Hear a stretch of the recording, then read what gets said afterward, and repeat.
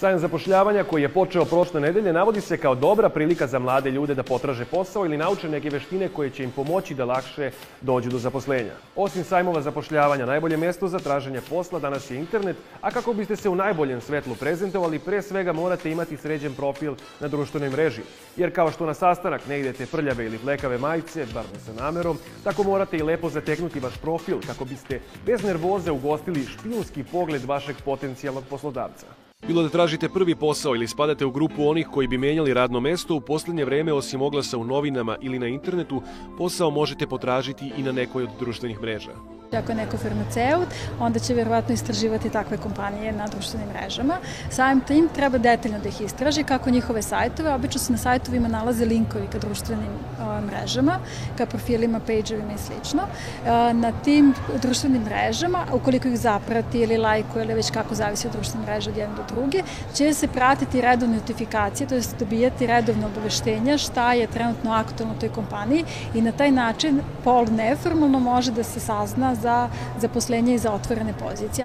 Većina kampanja i HR agencija ima svoju stranicu i grupu na društvenoj mreži specijalizovanoj za traženje posla LinkedIn. Ovo je odlično mesto za susret i komunikaciju onih koji traže posao i potencijalnih poslodavaca. Ipak, da bi vas poslodavac pronašao i odabrao u moru drugih kandidata, neophodno je i da profil napravite tako da on zaista sadrži sve ono najbolje o vama.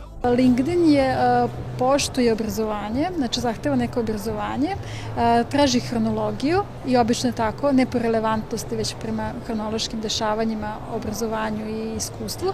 Također i kratke ili duže opise onoga što je osoba radila, što je izuzetno dobro. On treba da je iscrpan i da obuhvata što više pozicija, također treba da obuhvati sve one volonterske i aktivističke pozicije koje je osoba praktikovala tokom svog studiranja ili nakon toga. Prema istraživanju iz 2013. godine, 89% poslodavaca koristi društvene mreže da ispita potencijalne kandidate i ovaj procenat neprestano raste. Poslodavci ih koriste pre svega da bi ispitali komunikacione veštine kandidata i profesionalnu posvećenost. Zavisi od poslodavca do poslodavca, nekih pretražuje intenzivno, neki manje. Ono što je najčešće jeste LinkedIn, a kao jedna profesionalna mreža i koja omogućava zaposlenje, traženje posla i traženje kandidata, a druga je Facebook, upravo zbog te neke svoje raznovrsnosti, jer Facebook nam pruža mogućnosti i fotografije i videa i objava postova i sličnih, tako da sve ono što je public, mada ono sve što smo stavili na internet je vjerovatno public i već je dospjelo ko zna gde, da ono što je public bude negde relativno profesionalno u skladu sa zaposlenjem koje tražimo. A pored osoba koje traže posao, sve veći je broj i kompanija koje se trude da se na društvenim mrežama pozicioniraju kao poželjan poslodavac. A to je jedan velik proces i bukvalno on varira od kompanije do kompanije. Kao što sam rekla, to je negde između marketing strategije i strategije ljudskih resursa i one obično mogu da budu kratkoročne, mogu da budu dugoročne. Naprimjer, evo sad ćemo da napravimo neki team building, on obično traje dan, dva, nedelju dana.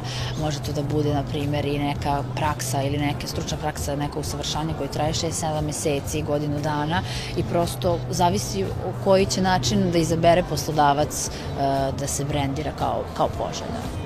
I traženje posla često ume da bude posao, a koliko je važno da kompanije budu prisutne na LinkedInu, Twitteru ili Facebooku, gde osim predstavljanja svog poslovanja traže i kadrove, govori i podatak da je u poslednje vreme 65% kompanija u Sjedinjenim Američkim Državama nove radnike zaposlilo upravo preko društvenih mreža.